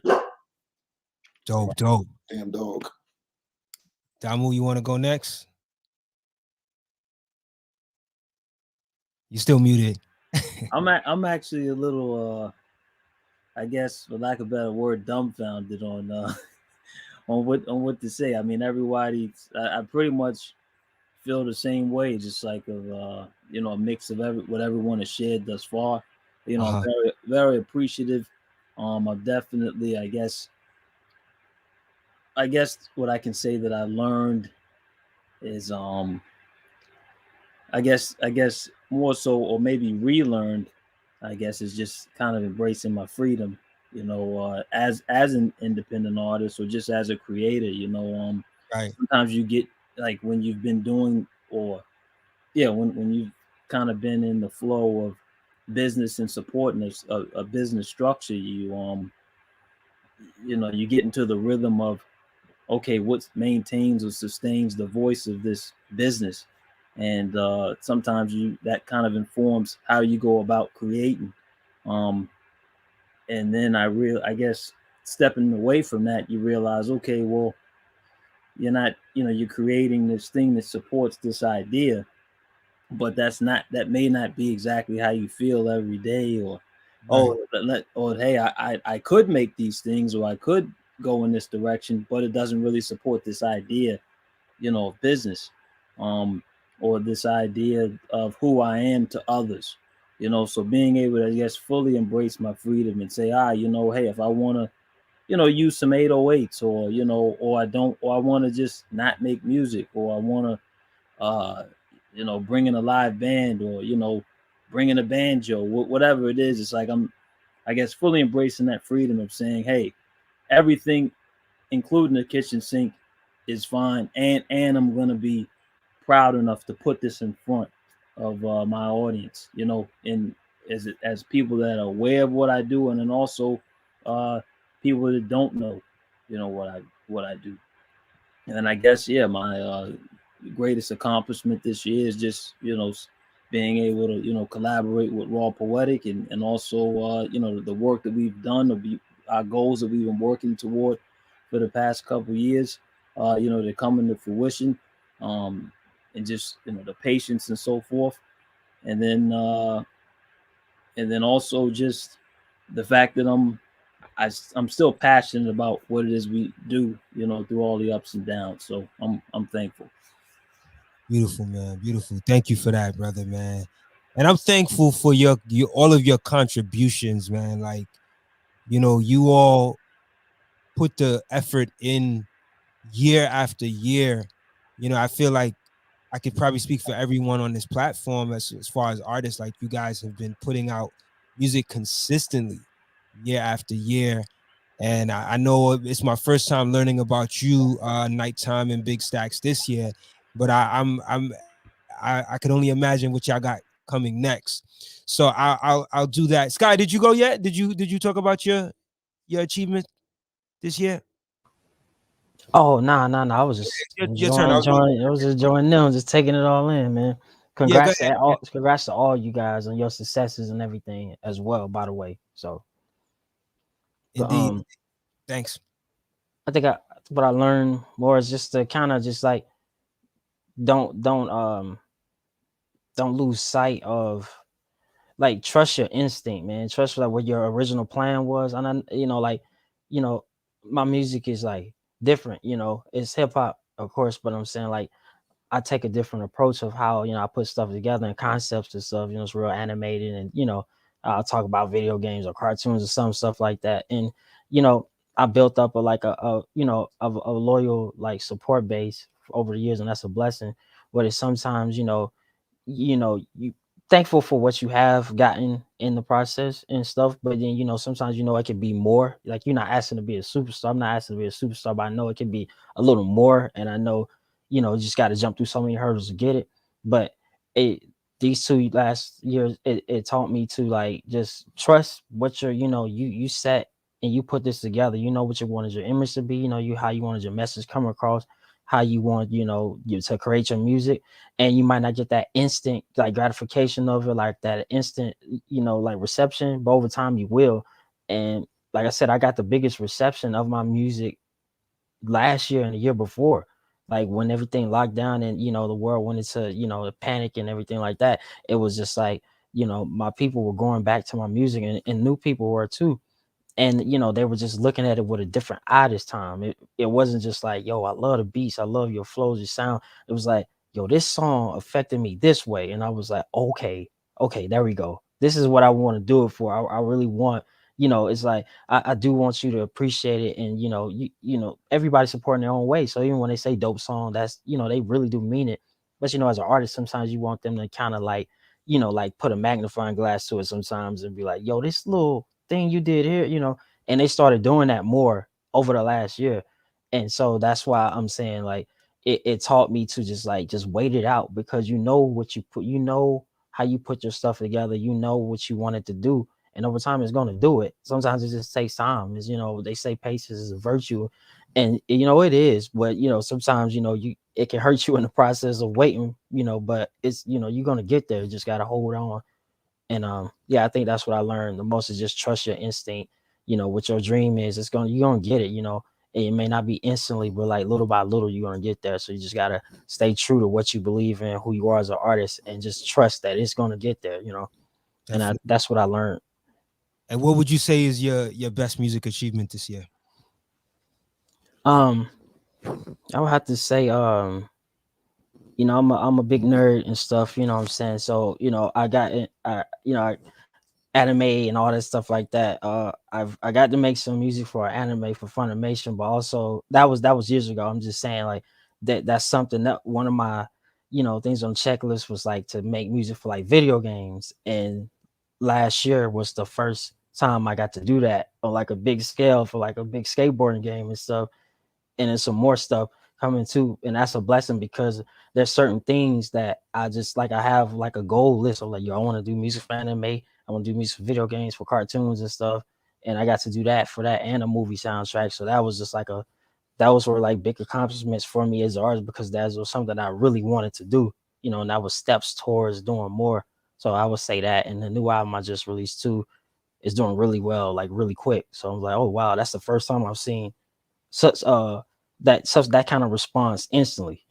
And they see you guys so out the box, because that interview as well, that was shining a little more light on the album, and people was, like, looking at it differently too because of that interview. So thank you for the light on that too. No doubt, man. No doubt. Thank you, man. So, Mark, do you want to share? I know, like, you might not be an artist on the panel, but if you had to share what you learned, if you had to look back of what, like, one thing that you learned this year, that was kind of like a takeaway for you, that was beneficial for you. Oh, you wrong, man. I got an album coming out, man. No way. Yeah, You got an album coming out? Serious, bro. Serious. Nah, I'm joking. That's what's up. Nah, I'm not a creative. I'm not an artist. I'm a consumer. I'm a enthusiast. You're more than a consumer, brother. I just love it. It's just it's just been part of my life. The culture's been part of my life. You can't separate it from who you are as a person individually.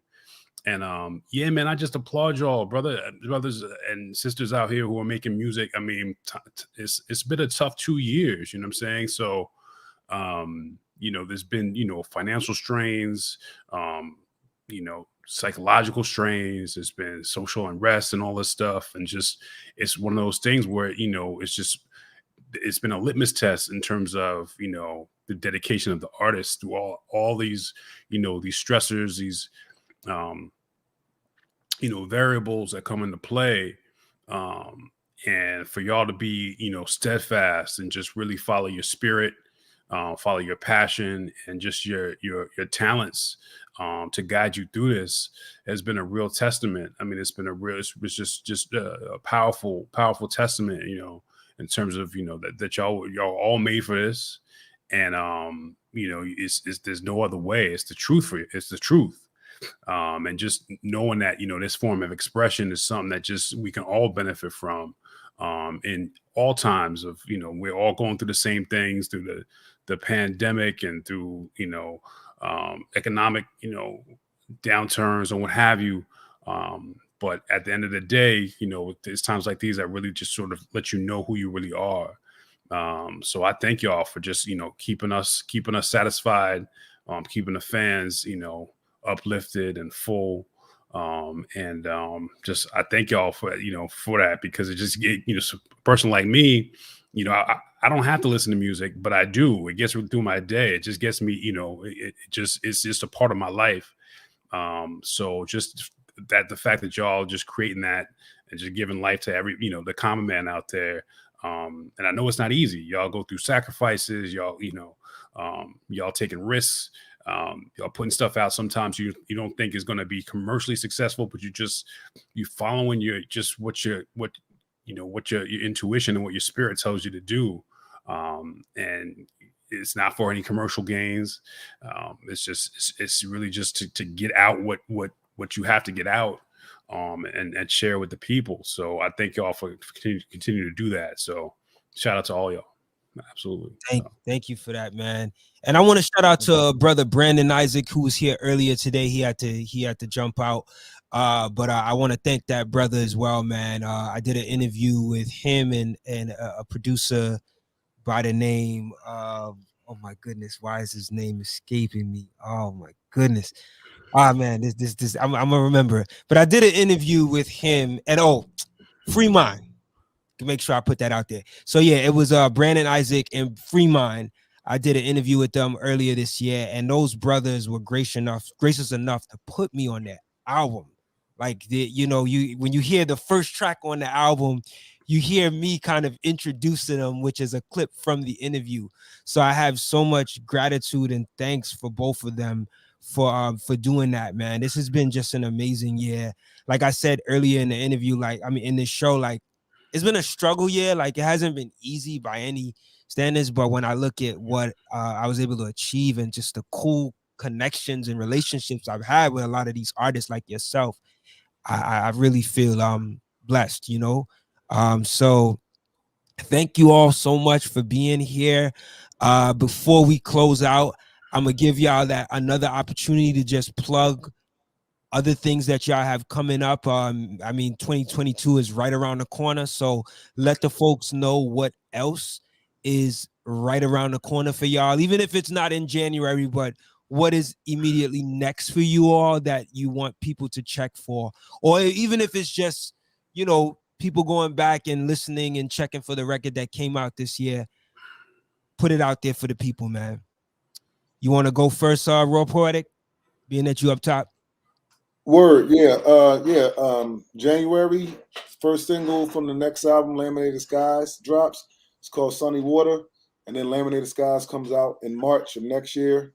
It's a Raw Poetic album. My brother Damu on it, and all the players from Ocean Bridges are playing instruments and stuff. It's gonna be a good experience, man. So yeah, come check it out. Go ahead, Nighttime. Thanks for having me. Yeah, man. Definitely. Still, I want people to go check out that Vibe Out album. I want my man Mark to check it out too. I'd be definitely interested to hear his intellectual perspective on that album. But also, as far as new projects, I got something I'm working on with my man Kane out of Brooklyn. So look for that sometime early on in the year. So 2022. Cool. How early are we saying? January, February, March? I'll probably say maybe later part of February, early March, somewhere around there. Dope. So we're gonna look for that. Go ahead, Sky. Unmute you. I think I'm gonna just stick to the album I just released for right now, which is Keys of Light. Me and Sky Blue, and produced by my bro Navo the Maestro.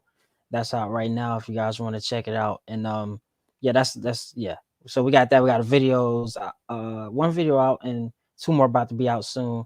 And then I'll say, just stay tuned. I'll say that, I'll stay tuned. And Keys of Light, man, very uplifting record. There's a concept to it as well. So if you listen to it, definitely you'll be in for some layers of some concepts on there. So it's not but the beautiful thing about that record is that it hits you right away. Like it's the upbeat vibe hits you right away. And as you continue to listen, you learn so much more, in terms of the concept. So shout out to you, Sky, with that album. Thank you, family. Indeed. Big Stacks. Of course, I'll say go get the Vibe Out album. It's out there on Bandcamp and other streaming platforms. What am I doing? Working on follow up to my solo project. I don't know when it's coming out. I got a lot of other stuff going on, so it's been kind of held up. Got some feature work out there with it just links 196.9 or 196.6, excuse me. Some other feature MC and stuff coming out. Got some some potential production placements coming out. I won't say who, but it'll be surprising. It's not actually in hip hop, which is weird. Okay. But so just a lot of stuff going on. Some verses here and there. So there's a lot coming out. Stay tuned in 2022. Wonderful. Go ahead, Damu. Well, thank you, Cril, for having us. It's been another great experience. Thanks to everybody in the comments, especially Kelvin Smith. I see your comment. What up? I'm glad you dig how it should sound. Thank you. My album Conversation Piece is out now. And there'll be a lot of new music coming out in 2022, starting with Raw Poetic solo album, Laminated Skies. Dope. That's it. Yeah. All right, cool. I'm gonna check everybody. I'm gonna check y'all albums out. Yeah. All right, yo, listen, man. Thank y'all for that, man. And like I said, man, much gratitude for all of you being here, man. It means a lot to me to say that. Look, I got a chance to celebrate my 100th episode with some of the artists that I got a chance to interview this year, man. And thank you to all of the artists that have been on the platform.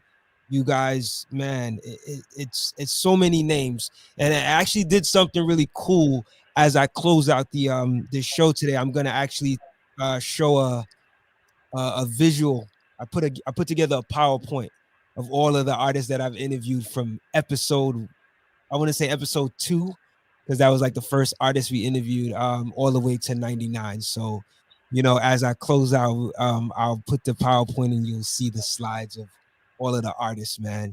But thank y'all for being here. I wish y'all continued success in your career. I'm gonna be championing y'all from the sidelines, and hopefully next year we could get some things going, and really expand Out the Box Talks and just the platform in general, man. Like, you all really represent what I love about hip hop. So continue to do, the work that you guys do in putting out great music and, thought and creativity into your art. All right. So with that said, man, Mark, you got any things you want to say before we close out, brother? Nah, I'm gonna definitely check out the Vibe Out album. This is probably the first episode I'm gonna listen back to, and so I can just kind of get my list right. So, because we got the 2021 list coming out, so it's only right I'll go back and listen to these projects and get it right. So, thank y'all, brothers, and number 100 in the can. Indeed, man. So thank y'all again, man. Like I said, man. Yeah, congrats. Applause up, man. Yeah, man. Thank y'all, man. I'm looking forward to so much more in this new year, man. And you know, I you know, what is it? We got what 3 more days before 2022. The next 3 days, I'm gonna be reflecting, really, and really even looking back at this episode, you know, because I have to say that this was new to me, right? I was a little nervous doing this show tonight. I'm gonna be honest with y'all, because it's like I've never done this before. Like, you know, a celebratory episode with, you know, all of these guests. I've never done that. So I think we did a good job and we pulled it off. Thank you for you guys being here. And I'm gonna close out with this video, man. So thank y'all again. And I will see y'all in 2022. And may y'all enjoy the rest of the days before we hit 2022. And again, much success to all of you all. All right. So I'm gonna throw up this music, and you guys can just, you know, jump off the stream whenever you're ready to, or you can hang with me if you want. Let's get this music on. Don't mind. Applause.